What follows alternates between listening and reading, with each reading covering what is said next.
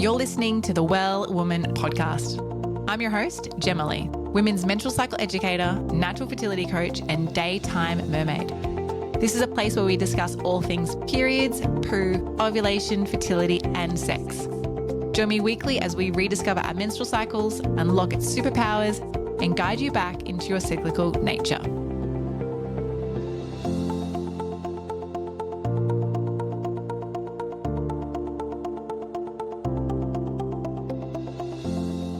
Venus, welcome to the Well Woman podcast. Thank you for having me. I'm so excited to be here today. I'm so excited too, especially because I don't often interview many people from the UK because our time differences are so different. So I'm very excited that you're here and we're talking about such a juicy topic. So thank you. No, I know. It was very confusing for us to try and find the right time and date, wasn't it? I was so confused. I don't do well with numbers and times. But I'm so glad we've made this work because I'm really excited to talk about these things too. Yeah, awesome. Me too. And I think that's a good little insight to what people don't hear or don't see behind the scenes of what actually happens when you run a podcast or are a podcast guest in trying to organize a time to meet, to record the episode. There's so much that goes into it behind the scenes. So thank you for being here already, well before we actually landed on Zoom.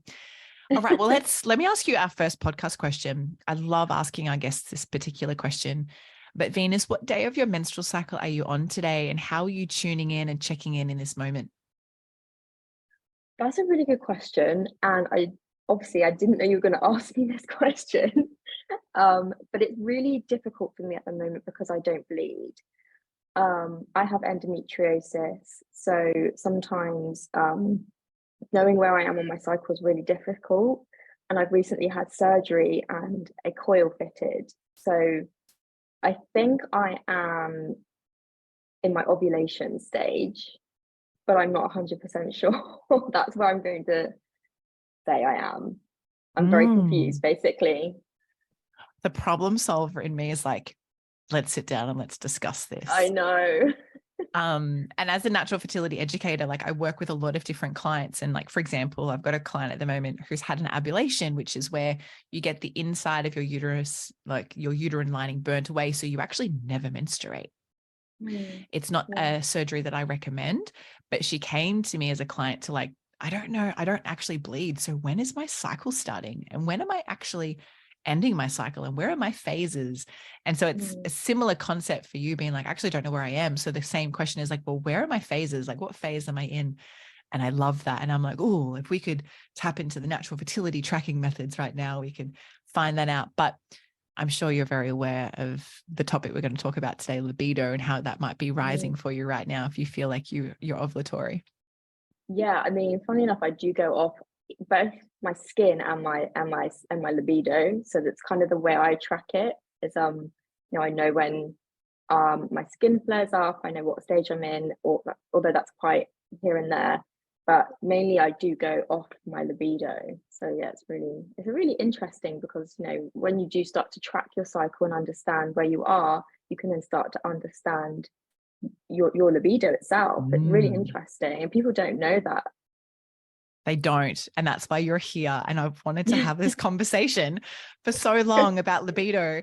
And I'm so glad that I stumbled across you online. So thank you so much for saying yes. And I guess a great segue here is I'd love for you to share with us, Venus, like, how did you become a sex educator? And I know you mentioned about endometriosis, and I know you're very passionate about endo awareness, but how did you actually come into the realm and the field of sexual education, relationships, sexology? I know that's something you're doing at the moment.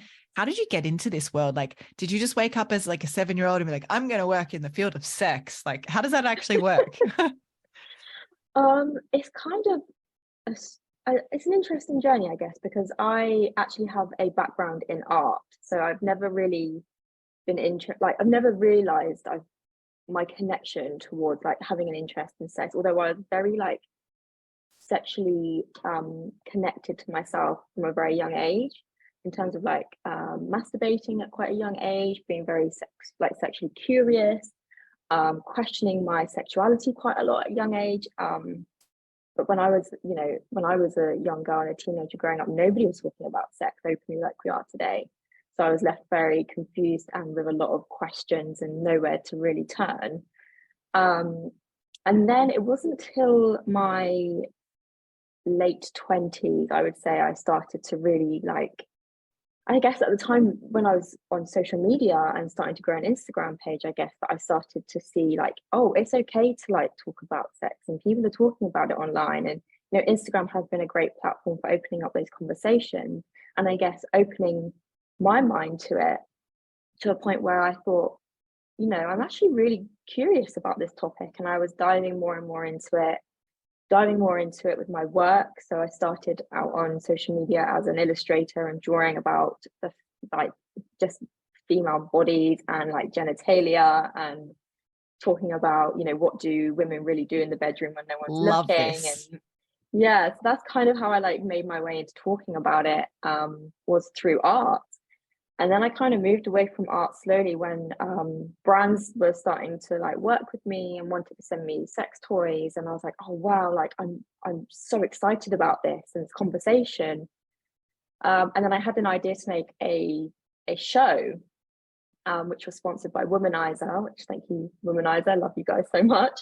And it was basically a show here in the UK, which you can watch on my YouTube channel, where I wanted to explore the topics and the themes around sex and identity and dating and relationships from all kind of aspects, really, whether that's from someone who's just gone through cervical cancer and how they're dealing with their sex life, to the trans experience when it comes to dating and sex, because nobody was really talking about it at that time. And I was like, I'm going to do this. I'm going to have these conversations that were at the time seen as quite taboo and scary. But thankfully, they aren't so much now. And since then, I've just kind of progressed myself into becoming a sex educator and really understanding the things I'm talking about, to now training as a clinical sexologist and relationships therapist, to now having a coaching business. So yeah, that's kind of it in a nutshell. So dynamically different, but I love the segue of the transitional time. And I think, I really remember I've been on Instagram for like, God, forever. My background's in photography. So I actually got on Instagram because it was a photography app. And, I think it was back in 2010 or something.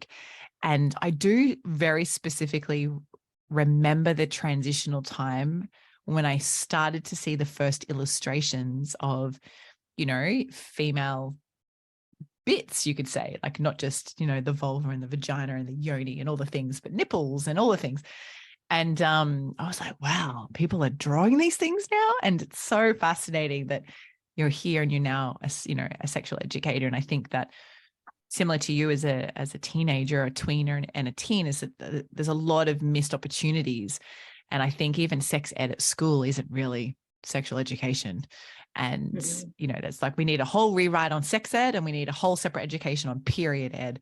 And I love that you're out there educating on it. And I love your story. So thank you for sharing that journey. Thank you. Thank you. And it's so interesting. You were a photographer, so we both came from that like artistic direction, and it kind of makes sense, really. Like I talk about this quite a lot in my training as a clinical sexologist, and how useful those skills as like a creative come into playing a part as an educator. It's like the crossover is really interesting, I think. And also running a business too. I find like having the visual experience. So I actually studied fashion out of school. This podcast episode is not about me, but quickly I studied fashion out of school, and I actually did a clothing alterations traineeship when I was 15. And I started once a week, I wouldn't go to school on a Wednesday, and I would catch the bus to what felt like suburbs and suburbs and suburbs away as a teenager, which is really only like a 15, 20-minute drive as an adult. And I used to go into this, clothing manufacturing place, and I used to make and help support them sew their clothes. And so I studied fashion after school, and then I became a swimwear designer, making swimwear and dye sublimating, printing the swimwear, and then selling it online, which was such a far out concept. God, how old am I? So I'm 37 this year. And that was when I was like 19, 20. And I used to run this manufacturing warehouse for this woman. And long story short, I somehow transitioned into nutrition, and then that led me into coaching. And yeah, it's very dynamic. And I feel that having multiple experiences in different industries actually can support you continually in evolving and growing rather than being static. So yeah, thank you for sharing. No, thank you. Thank you for sharing your story too. It's really lovely to hear as well. You're welcome. You're welcome. But let's talk about libido. This is the whole reason why we're here. And I feel like we could just talk about all different types of topics, but there's a lot of miscommunication, misunderstanding about libido and the menstrual cycle. And I think the foundation to that, like a great place to start is like, well, what is libido and how can we actually have a better understanding of what our libido is? Because there's a lot of people, and I love that you're a relationship coach too, because there's a lot of people who are in relationships and it's when they're in the relationship that they're like, oh, I actually don't really feel like I want to have sex with that person anymore. Or right now I'm in a no sex zone in my life. Whereas when you're single, you kind of are this self-independent person where you get to choose and have a little bit more control, you could say. Whereas in a relationship, there's other people involved. And then you've also got your own self-pleasure, that you do. So it's very dynamic. And I think people get very confused, and just like sex ed isn't properly educated on, I think libido is really missed out on that. So can you help us understand like what libido is and desire? Yeah, I think that's probably the most important question, isn't it? Is what is libido? What is this word that we often talk about? And I think the clear way to put it is like libido is just another word for sexual desire. So that's just our want or interest in engaging in sexual activity.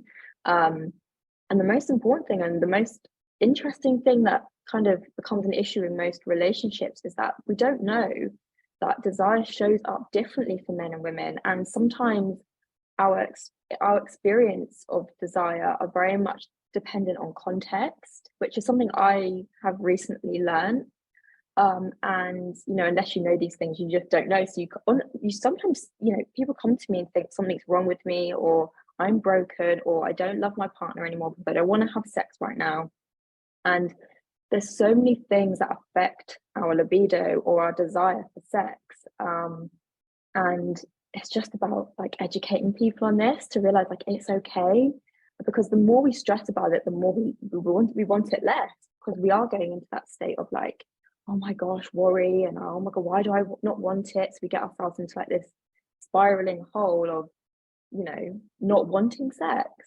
So I think the best way to like describe it, and this is something I've learned from I don't know if you know who Emily Nagoski is, but she breaks it down quite easily. So desire shows up differently, like I said, for men and women, and it's in kind of three ways. So you have spontaneous desire, which is the way that we all kind of have it through TV, I guess, and the media have believed that sex should show up like, oh my gosh, we should just always want sex when it's presented to us, right? And that's not true. There's also like responsive desire. So you can have, that's when desire shows up in response to a stimuli. So, meaning something sexy actually has to happen for you to, for your body to then respond to wanting sex. And then the third one is contextual desire. So like, the circumstances, the environment, like everything around you needs to be working just right in order for you to feel like sexy. And these can all show up differently at different times throughout our lives and for different genders. So once we start to understand that, we can be like, oh, okay, maybe my environment's not right at the moment, or maybe mentally I'm not in the right place to be wanting sex, or maybe it's just not showing up for me in the right way. So once we understand that, like it's like it all makes sense, right? It's like a total light bulb goes off and you're like, I feel really heard right now. Like that makes so much sense. Like it's not until someone else initiates that I'm like, oh, okay, now I'm in it. And that's very much responsive. And I love that you mentioned Emily, because what's her book? Oh, it's Come a as pink. you are. Yes. And the workbook, yeah. We my partner and I, we did a 3-month trip across the top end of Australia camping last year, and that was one of the audiobooks that we listened to as a partnership. Oh, wow. Driving in the car. And I actually learned in that book about the testes and the line on the ball sack, the scrotum, Mm. actually how that once was going to be the opening to the yoni if that person was going to be Yeah. born female. And I was just like, what? This is it. How did I not know this? So it's a really like little plug for Emily. It's a great book, Come As You Are. Mm. And I love how she does talk about these things, because there's a lot of people out there who might not be spontaneous and might not be, responsive, for example. And I think that I love that you mentioned about media and movies and, it's because they were desired, Rapunzel, come save me, Mm. that, we live in this world that we think that I have to be lusted over before something happens. And if that's not how you get turned on, that's not, Mm. or that person doesn't realize this thing is your deal breaker. Like my partner, he does a few things and I'm like, babe, that is so disgusting. That's a fucking deal breaker. And he's like, what, this? I'm like, yeah, that. And just lots of little things. And I think understanding that is so eye-opening, that, like you mentioned, is that like that light bulb is like, Mm. I'm actually normal. This is great. Yeah. Yeah. So when we talk about the changing or the different types of desire and how we seek, sexual experience, and then look at libido, what have you seen in your clients and the people who you meet in your communities online around changing libido? I think for me, what I see within my own clients is a fear of the mismatch, I guess, the desire discrepancy, we call it. So when, one person is their libido is higher than their partners, and then, friction and like head banging starts to happen because it's like, well, I want sex with you, but you don't want it at this time. And this is where the problem comes, right? Because there's that lack of communication between two people, and expecting a certain something or a certain reaction out of an individual. Because again, like what we've seen in social media, like, if we're not walking in from work and standing there in our lingerie and expecting to have sex with our partner, straight away, like something must be wrong. And then this is when, unfortunately, people tend to wonder or explore outside of the relationship. And relationship problems start to happen because they're not communicating with each other as to, why sex might not be happening right now between the two, or why they might be, the sexual desire might not be there. So I'm always having that conversation with my clients about breaking it right down to the basics of like, what does sex mean to you? What do you want to get from sex? This is a collaborative experience that you need to have with your partner. They're not mind readers. And you need to talk with each other about these things, but it's not as it's not as simple as just that. It's that you have to go back to basics and understand yourself and your body first, right? So you need to be in a position where you know how your desire shows up, the things that are kind of your turn on and your turns off. You need to understand that about yourself, and then we can talk about, okay, how can we have that conversation with our partner and start to reconnect, and make sense of it, and compromise, that big word of like, okay, I don't want it at this time, and this is what I need you to do to make me feel like turned on, or like want to have sex with you, or engage in sexual activity with you, or like to get the juices flowing. But it's that people find that conversation scary with each other, even after years and years of marriage, because it's just expected, right? Yeah. And it's very daunting. And a lot of the time I find that topic of conversation is very uncomfortable. Now, I'm not a sex coach and I'm not a sexual educator, but as a natural fertility educator and a menstrual cycle educator, the topic of sex comes up a lot. And, a lot of the times it's to do with arousal fluid versus cervical mucus, and people don't even know that there's a difference. And so when I'm doing fertility tracking with clients, I need to know when they're self-pleasuring or when they're sexually active. And it doesn't even have to be penetrative sex, but that could change their arousal fluid or cervical mucus. And so knowing that data is actually really, really beneficial. But there's a lot of hesitation. And I think, I've focused really hard in my practice at creating a really safe space so that they just feel like they can just open up about all the things. And a lot of the time, I would say like more than 80% of the time with clients are like, I've actually never really talked to anyone else about this. I've never Yeah, really that's openly something that comes discussed up. that. Yeah, it's really just like, oh, okay, well, I talk about this stuff all the time. So like, this is like me doing a Brazilian wax. Like the person Mm. going to get the wax is like, I don't do this often, but the wax is like, dude, I see so many fucking yonis all like every day. Like, do you know, this is just my job. I don't even recognize anyway.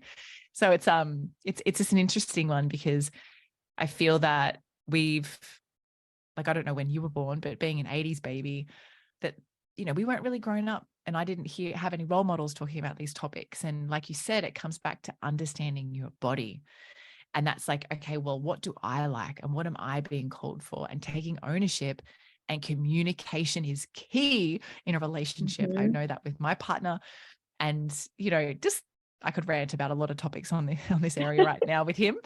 But knowing your body is so important. And so I would love for you to open up about knowing our libido, and Mm-hmm. something that you mentioned earlier about like the pressure of like how much like came up for me, because you were talking about the context. It's about to do with the context of like when we're going to have sex, or why we want to have sex, and do I want to have sex with myself, or am I feeling like I'm not having enough sex with myself?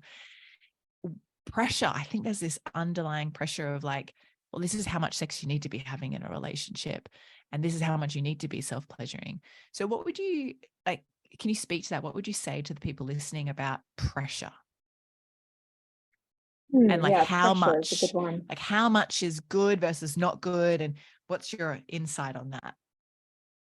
Yeah, that's a good question. And it's something I have to kind of remind myself of quite a lot, actually, as someone who, like you said, like I'm so used to talking about sex, I'm so interested in sex, but we have to, not just me, but we have to remind ourselves, not everybody is in that place, in that same space, that same headspace, like emotionally, physically. Some people aren't that interested in sex, and that's also okay. Like sex drive is on a not sex drive, I don't like to use that word, sorry, but our desire for sex is on a spectrum, and what might be normal for one person isn't going to be the same for another person. So I think the best thing that we have to do for ourselves first and foremost is understand, like, what do I want? Like you said, like taking that pressure of like, I actually don't want sex right now. That's okay. And I think that's like, you know, like I said, something I'm very aware of right now as I like move through this space, is that like not everybody wants to talk about sex, not everybody wants to be sexually active. And we have to remind ourselves that's okay. And especially like it's all over social media, you know, we're seeing so many more people like being more comfortable in their bodies, and talking about sex toys or our relationships, and exploring like things outside of the bedroom. And but not everybody is like at that space, and that's okay. And like we need to hold time and space for those people too.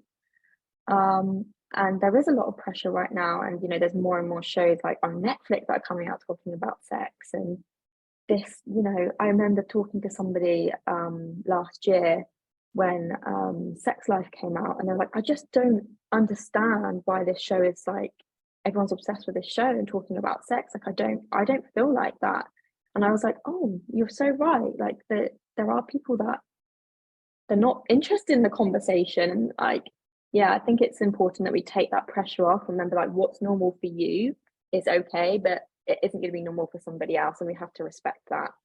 And again, that's just talking about going on to the theme of like boundaries, I guess, and knowing your deal breakers with your partner, or knowing like, I don't want to have this conversation right now, it's not for me. Or but yeah, I think you just need to like hold yourself and be kind to yourself and protect your energy basically around this conversation, because it is deep and it's meaningful and it's a lot of work.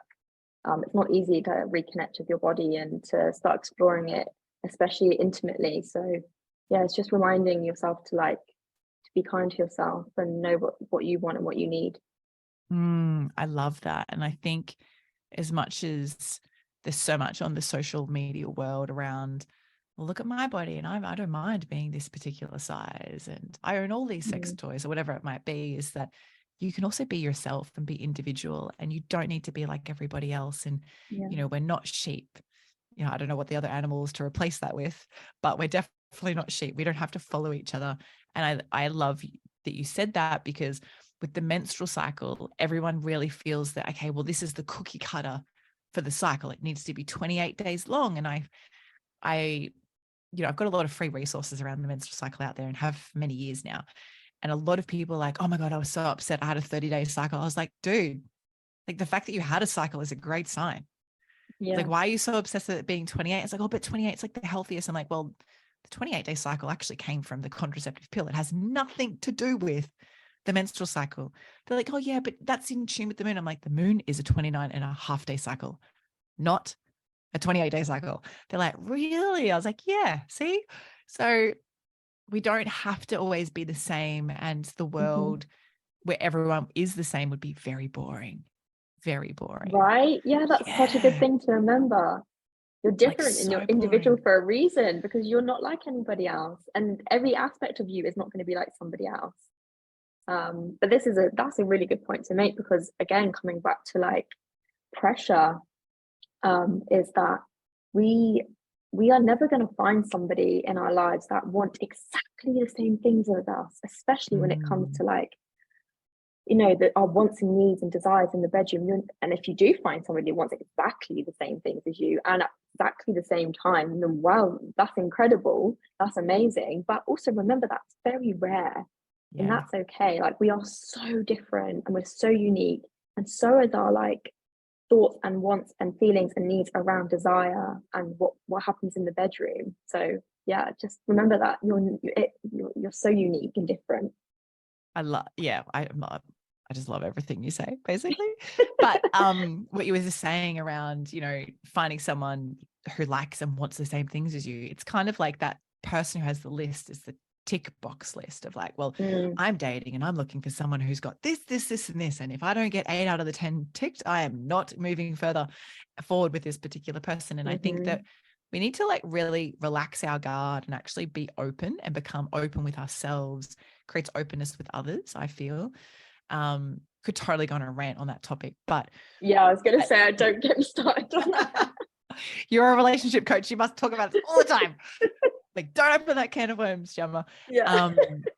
But it's so interesting, and something that did pop up around that is that you might be very fortunate. I know I don't like to say lucky, because I feel luck is like laboring under correct knowledge, which is not even correct knowledge anyway, but you're very fortunate. However, just because you ticked all the sexual boxes, what about all the other boxes in a relationship? About like values around health and values around family and values around work and finance. And there's so many other things that, there's always room for opportunity. And I think in a relationship, as long as both parties, regardless of whether it's heterosexuals, male and female, or female and female, male and male, or whoever, if it's a party of 5 people, who knows, but it happens. But like, as long as both parties can turn up to the game with, a new uniform on, a new approach, and the willing to learn and move through the motions of the game, you've got a winner, in my sense. And I think that we put too much pressure on, it's got to be like this and it's got to be like that. And yeah, like you said, we could talk about this forever. Anything you want to add? Yeah, I think that's just, you hit the nail on the head right there. I think that we forget that people will show up differently, and it's how we view ourselves first and foremost, and where our values and our boundaries are, to then when someone else comes into that relationship and you align, and you can like communicate when those things don't align also, that's when like magic really happens, because like you're just, I don't know, I guess maybe it just comes with age. Like, I know myself so well, Yes. and where I stand, and my wants and my like hard like no's, that when somebody comes into my life, like I know what I want, and that's a really powerful place to be in. But it takes a lot of work and a lot of time, and nobody's expected to like be there all the time. Or if you're not there, I'm like, oh my gosh, I don't even know what I want. That's okay. Like, it's forever changing. I think that's something else we forget, that our needs and our wants do change over time, and especially with age, and especially as we delve into new relationships and we meet new people and we change and we try new things, especially when it comes to sex. Like, there's things that I would never have tried 5 years ago that I try now and I love. That's because I'm in a place where like I know what I want. So yeah, it just goes back to you again, doesn't it? Like you putting yourself like front and center and understanding yourself, so you can better understand others and they can understand you too, because you know what you want. And like you said, it does come with age, but also recognizing where you are instead of trying to be somewhere else. Like Mm-hmm. being like, I am here. And something I always love to say when I work around the menstrual cycle, and it applies to everything, is that the only destination we have is death. And like, why are you rushing through this instead of enjoying the process and, each and every cycle as it comes, or each and every sexual experience as it comes? Because if you're trying to rush to the end place, you're the hare instead of the tortoise enjoying the life. So Yeah. anyway, we could just keep chatting about this forever, but I do want to ask you about, how does the libido change throughout the menstrual cycle? Because this is a big one that I see, is that women are like, they can clue in and they know when they're close to their fertile phase of their cycle, because they're like, dude, I just want to pounce on everything right now. But what does a healthy libido look like for a menstrual woman? And I say that because not all those who are born women menstruate. They might be on, say, an IUD, or they might take the Depo-Provera shot and not menstruate. So for those who have a natural cycle and they are menstruating, what does a healthy, change and shift in libido look like throughout a menstrual cycle? That's a good question. And one I'm really interested in is someone who has endometriosis, because for a majority of my life, my libido was either non-existent. It wasn't very, it didn't match up to what it should be, I guess, or like what science was saying it should be. So it's really interesting, but I guess there's a lot to it, I guess, in terms of like the science. But I guess if in terms of, for saying like a normal like sexual desire and a normal libido, like sexual desire has been found to like increase mid-cycle, so like shortly after ovulation. um and then like, so like around, I think it's around day 10, like the estrogen levels start to rise, and then the progesterone levels start to like begin to increase, so you may feel your energy levels are like higher then. And this is when you are supposed to have like an increased libido, so I guess that's the time to be like looking out for like, okay, now I'm interested in sex, now I know I'm feeling sexy, I'm feeling good. But then we also have, I'm sure you know all this stuff, but like cervical changes, I guess, as well, and like the position of our cervix changing. Is that true actually? Because I have like read that that happens, but I'm still aware that, there's some like misinformation there with that. And this is a great question. So is it around, does the cervix change in height? Yeah, like the position. It does. So I like to say, like the cervix is like its own entity, in the Mm, sense that when I'm always sharing around the menstrual cycle, and if you'd like me to share what I say to my clients, is that when you're menstruating and coming closer to menstruation, it's kind of like your body is shutting down. It's a deep descent. And as you descend, your cervix is actually pulling closer to the edge of your yoni. And I always encourage clients, especially fertility clients, to get to know their cervix. And I always say, it feels like the edge of your nose. So if you touch your nose, it feels like the edge of your nose. And doing like using one finger to measure how far your cervix is, and doing that around when you think you might be very fertile, so really wet, slippery, yeah, moist, and then doing it just before you bleed or when you start bleeding, because you can do it whilst you're menstruating too. That's totally fine. And you get to know that, whoa, it's like really, there's no space down there. And that's when you're menstruating or close to menstruating. And when it's like there's a whole room in there, we could have a party. That's when, we could get very sexually talking and active here. But, I always like, this is the vagina is making space for the penis so that, the sperm can arrive at a healthy, aligned time, ready for the erupted ovum, the egg that is released into the fallopian tube. And the body knows when it really wants the penis and when it might not want the penis. And it does that, I say, by demonstrating the space in the space in the yoni. But that can also be tied into different sexual connections with a partner or self-pleasure, because mm, you're more likely, I'll pass this over to you now, but you're more likely to, for some women, experience a cervical orgasm closer to menstruation, because your cervix is so much easier to reach if you're yes, self-pleasuring. Whereas Yeah. some women are like, oh my God, I've never had a cervical orgasm and I really want to do that. And I'm like, well, maybe you're trying at the wrong time of your cycle. Yeah. So do you want to add to that? Well, that's what I was going to say. So I'm very new to like learning about like periods and like when's the right time for like pleasure and like understanding all of that. So I was very curious to know like around that. So I'm glad I've learned something myself as well. But yeah, Awesome. now I understand like, you know, the position, these changes in the position of your cervix may affect how like sex or penetration feels, which is something, again, like I said, I have endometriosis, so I've been learning to navigate myself with my own body and like when's the right time that's not going to be painful for me.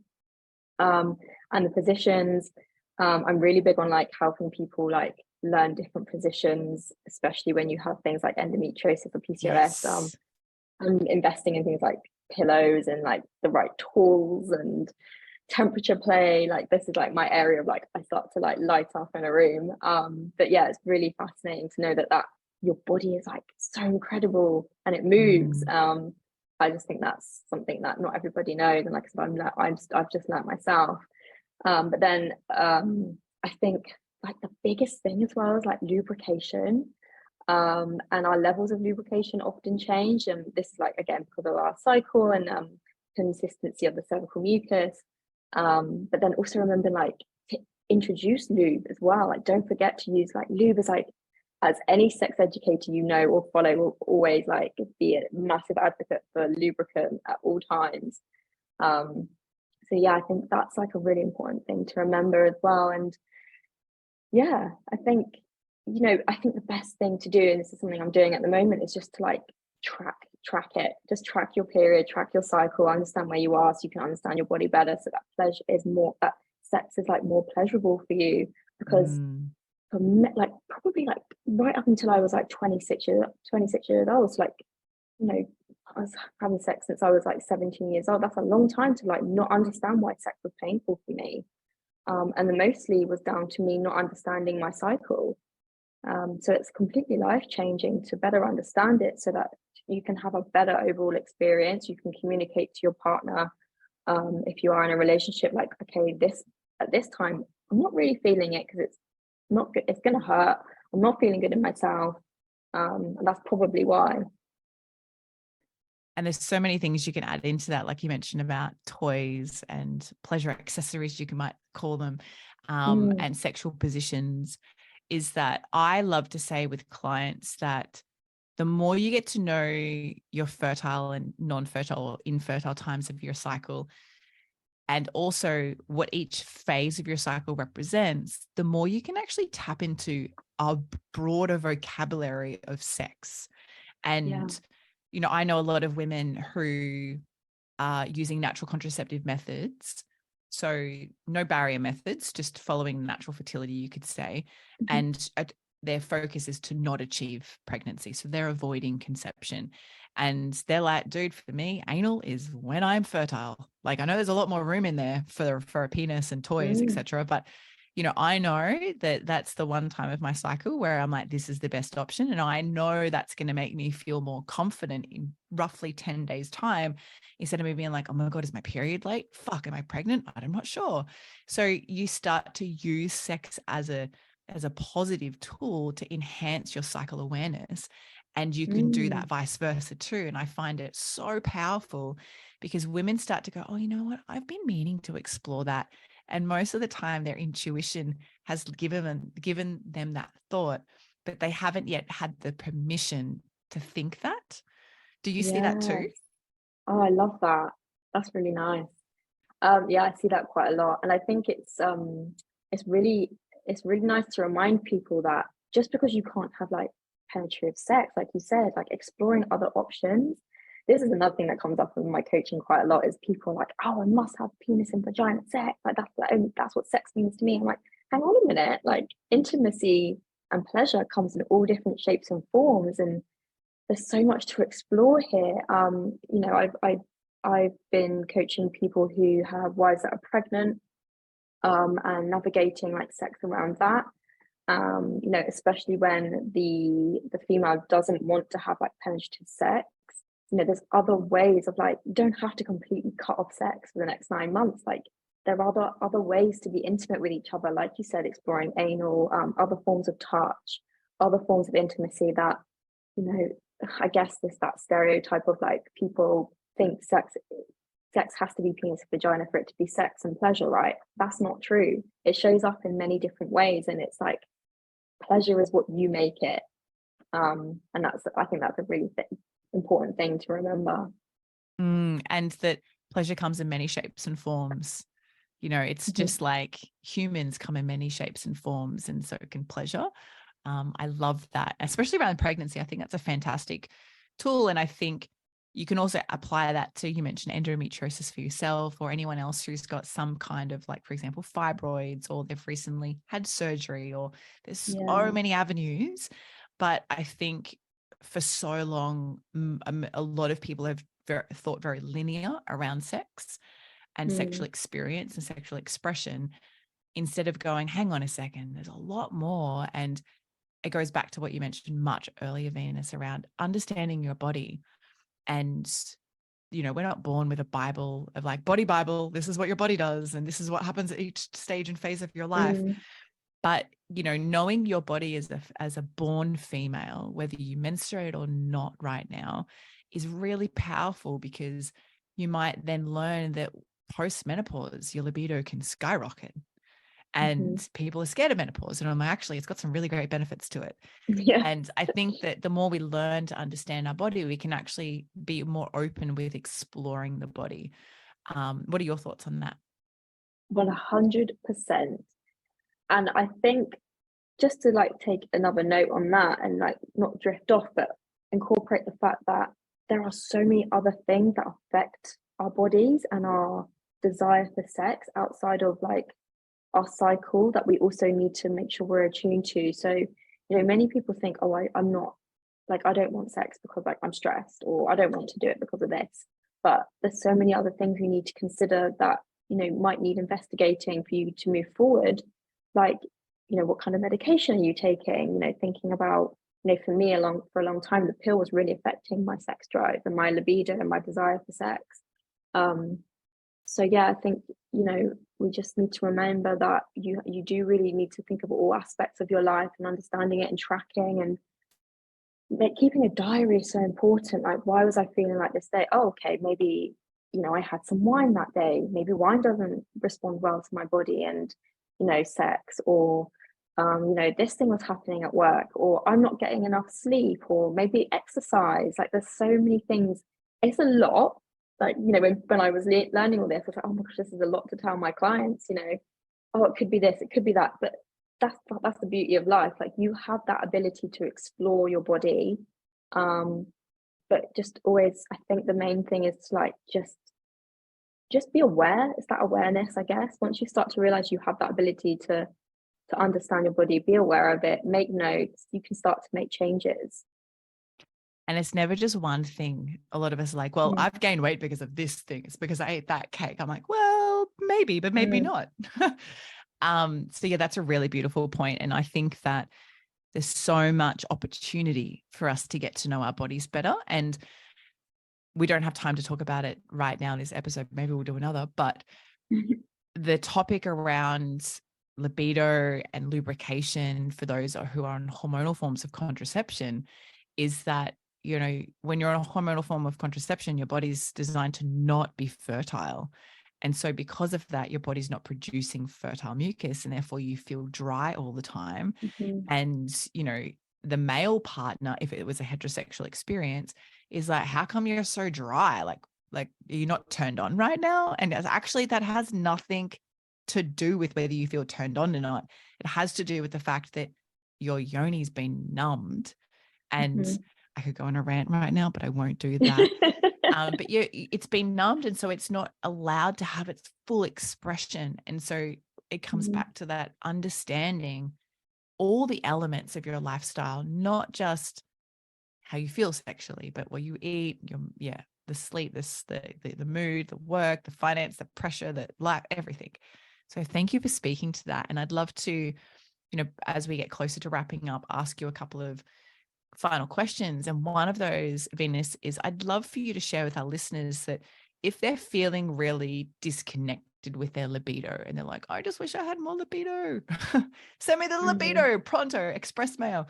What are the maybe 3 or 5 tips you would give to someone who's wanting to increase their libido levels? What can they do to start with?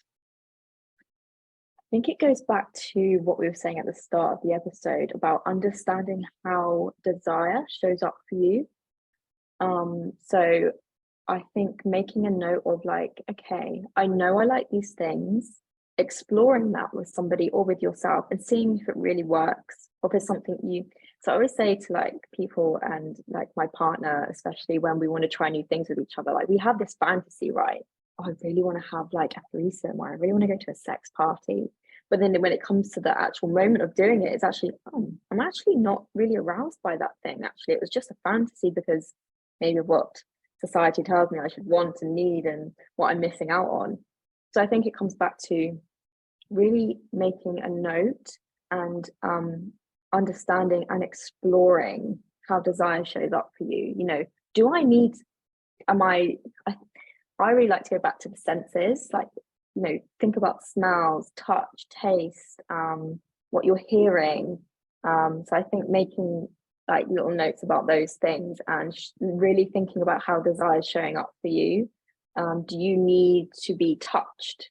Do I need to be in complete darkness? Do I need to have something else incorporated? So, you know, whether that's like a kink or a fetish, like, do I really want water to be a part of this sexual experience? Do I really want toys?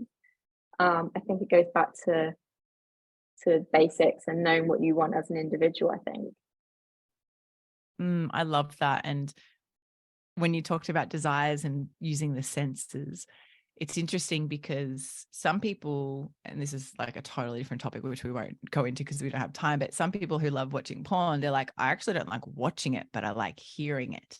Mm-hmm. And so that's a way, I'm using that as an example for the listeners to learn what is my sense and what is, you know, the way I like to connect, or what's really amplified. That's like, oh, actually that tasted really good, or it Yeah. felt really good.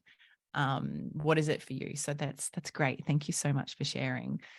Venus, I would love to just keep ranting with you for ages on these topics. It's so much fun. Me too.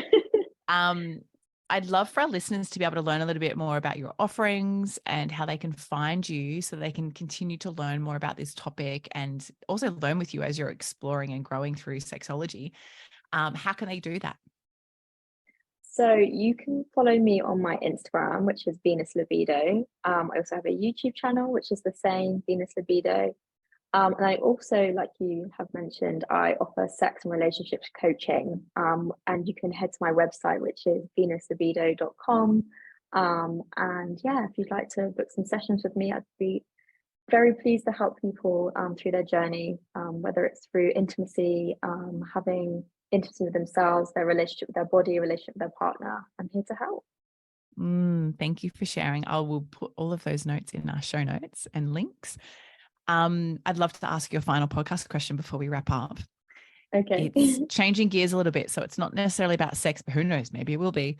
I want you to think back, Venus, to your younger menstrual self. So when you got your period for the first time, at those early years of your life as a menstruator, what are 3 things you wish you had have known then that you now know today?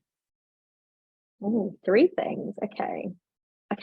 Actually, the most important one, pain is never normal, especially debilitating pain. If it's affecting, and when I say pain is abnormal, I'm saying like, okay, so when you're on your period and you're experiencing like you cannot leave your bed, you cannot do your daily activities, you're passing out, like that's not normal, and you need to speak to somebody. I wish somebody told me that a lot sooner. And potentially my endometriosis would have been a lot more manageable at an earlier age other than in my 30s. Number 2, period sex is wonderful. Are we talking, hang on, I know this is quite young, probably when I started my period was 13 and wasn't having sex, but I'm saying that like I wish I knew that. That's fine. Now That's talking it back into sex. Whatever you wish you had have known, that's totally fine. I love that one. Okay. Just because I love period sex and people forget how wonderful it can really be, especially for pain. And the third thing is I wish I tracked my cycle sooner. Mm, I wish so someone taught juicy. me. I wish someone taught me how to track my cycle sooner and to so it, like because it would just help me so much more in my 20s if I knew and understood why my body and my mind was doing certain things because of how my body was like changing throughout that month. So yeah. And now you do know, which is Now I amazing. do know. Yeah. And I think that it's educators like yourself sharing that now and then partnering that knowledge with knowing about sex and your own sexual expression and sexuality and sexual being, that it helps instill the importance of tracking your cycle, because that's really how you get to know your body. I feel it's one of the best ways. So thank you. These are beautiful, beautiful things that I wish I also had known at that age too. So thank you, Venus, so much for being here and sharing all of your beautiful insights with us around libido and all the rants around sex. It's been so, so wonderful. And it's been an Thank you. absolute pleasure having you. Thank you for having me. I really enjoyed myself and I just love talking about sex at any time. Fantastic. We'll have you back.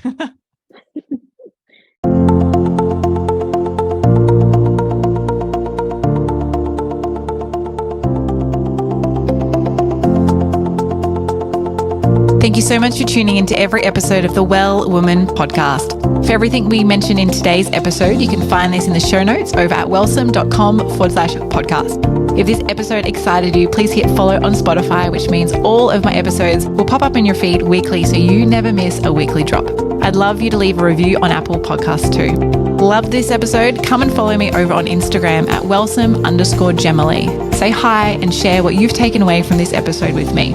Now, is there a bestie, sister, or a friend who you know who might be fed up, frustrated, and confused with their cycles? Are they ready to join you in awakening their cyclical essence too? Well, take a screenshot of this podcast episode, share it on your socials, email it, text it, or any way you need to get it to them. So together we can all live in flow, harmony, and balance with our cycles.